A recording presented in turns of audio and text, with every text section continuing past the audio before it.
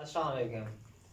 आज हम डिस्कस करेंगे प्रोटीन्स और अमाइनो एसिड्स के बारे में कि प्रोटीन्स का हमारी बॉडी में क्या रोल है, क्यों प्रोटीन्स को हम एक बेसिस यानी कि एक बुनियादी इसको हम फंडामेंटल इम्पोर्टेंस देते हैं लिविंग ऑर्गेनिजम्स के लिए। इसकी क्या वजूहत है और मुख्तलिफ तरह के ये फैक्टर्स हैं, मुख्तलिफ तरह के इसके फंक्शन हैं जो ह्यूमन बॉडी में, वो आज हम डिस्कस करेंगे।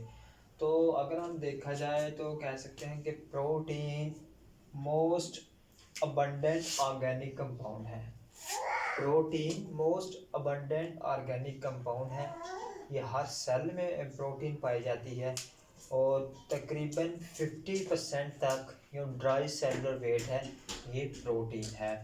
और प्रोटीन को हम fundamental basis for structure and function of life की जो स्ट्रक्चर फंक्शन है उसमें हम प्रोटीन को एक फंडामेंटल, एक बुनियादी हैसियत दे रहे हैं। इसकी क्या वजूहत है, जब हम नेक्स्ट प्रोटीन के फंक्शंस को डिस्कस करेंगे तो इसमें हम ये बात डिस्कस करेंगे।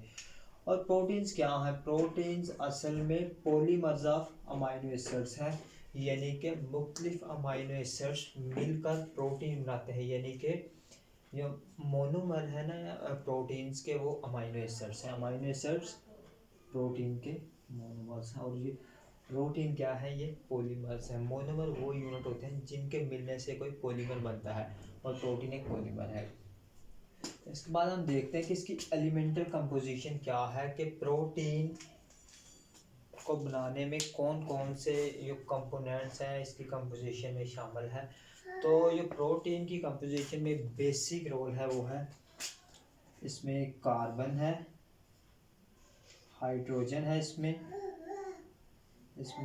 नाइट्रोजन है, कार्बन है, हाइड्रोजन है, नाइट्रोजन है इसमें, और इसके अलावा इसमें सल्फर भी है।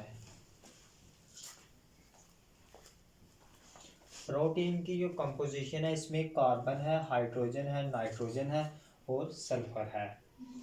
अब हम डिस्कस करेंगे कि प्रोटीन को हमने फंडामेंटल बेसिस के तौर पर क्यों हम प्रोटीन को ले रहे हैं, इसकी क्या वजूहत है। तो ये हम डिस्कस करेंगे प्रोटीन्स के फंक्शन, जिससे हमें पता चलेगा कि हम प्रोटीन को क्यों फंडामेंटल बेसिस के तौर पर इस्तेमाल कर रहे हैं। तो अब हम डिस्कस करेंगे प्रोटीन्स के फंक्शन। प्रोटीन हमारी बॉडी के लिए इंतहाई आम है, तो इसीलिए हम प्रोटीन को एक फंडामेंटल स्ट्रक्चर और ये फंक्शन ऑफ लाइफ के तौर पर भी ले रहे हैं। फर्स्ट ऑफ ऑल, अगर प्रोटीन के फंक्शन में से हम देखें तो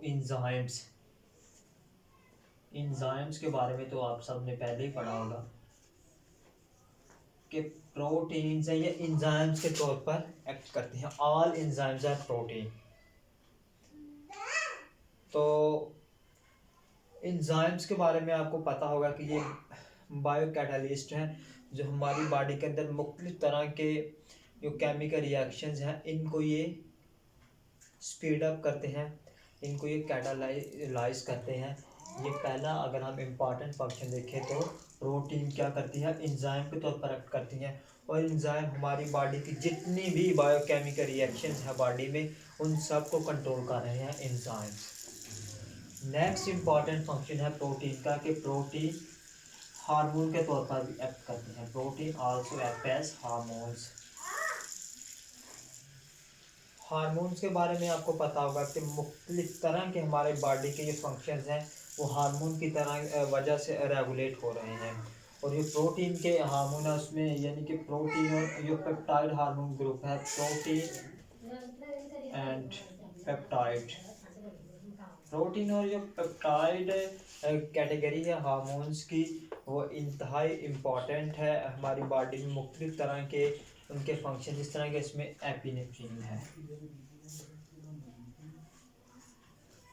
एपिनेफ्रिन और नॉर एपिनेफ्रिन और नॉर एपिनेफ्रिन, ये आपको पता होगा कि फाइट एंड फ्लाइट रिस्पॉन्स में, इमरजेंसी कंडीशंस में ये हमारी बॉडी में मुख्तलिफ तरह के इनके रोल हैं।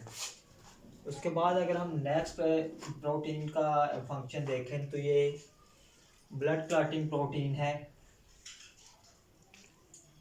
ब्लड क्लॉटिंग प्रोटीन खून को, यानी कि ब्लड की क्लॉटिंग में हेल्प करती है, खून के जमने में मदद करती है। इसके अलावा हीमोग्लोबिन ये कैरियर के तौर पर एक्ट करते हैं, ये भी एक प्रोटीन है।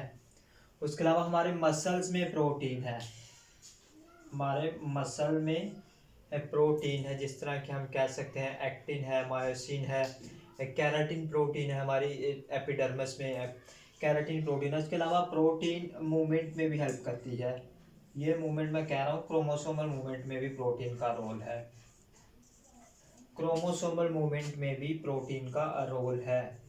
आपको पता होगा कि क्रोमोसोम का जो सेंटर पॉइंट होता है उसको कहते हैं सेंट्रोमियर, कहते हैं इस पॉइंट को कहते हैं सेंट्रोमियर। और यहाँ पे एक प्रोटीन होती है जिसको कहते हैं काइनेटोकॉर प्रोटीन। और ये काइनेटिक प्रोटीन है वो एनाफेज के टाइम पे जब एक सेल ने मूवमेंट शो करनी होती है, ऑफिस पोल की तरफ जाना होता है, तो वहाँ पे जो प्रोटीन है ये क्रोमोसोमल मूवमेंट में भी हेल्प करती है, इसका रोल है। तो इन सारे फंक्शंस की बुनियाद पे हम कह सकते हैं कि जो प्रोटीन है ये एक फंडामेंटल बेसिस है स्ट्रक्चर और फंक्शन ऑफ लाइफ के लिए। तो अब हम डिस्कस करेंगे कि जो मोनोमर है प्रोटीन, जिन यूनिट्स के मिलने से प्रोटीन बनी है, अब हम उनको यूनिट्स को डिस्कस करेंगे और वो यूनिट्स हैं अमाइनो एसिड्स। अब हम डिस्कस करेंगे अमाइनो एसिड्स को। तो अमाइनो एसिड को अगर मैं कह दूँ तो ये कह देता हूँ मैं इसको कि मोनोमर्स ऑफ प्रोटीन है, मोनोमर्स ऑफ प्रोटीन। मोनोमर्स आपको मैं पहले बता चुका हूँ कि ये स्मॉल यूनिट्स होते हैं जिनके मिलने से कोई पॉलीमर बनता है। तो ये मोनोमर्स ऑफ प्रोटीन है, यानी कि अमाइनो एसिड के मिलने से प्रोटीन बनती है। उसके अलावा हम कह सकते हैं कि ये ऑर्गेनिक कंपाउंड है,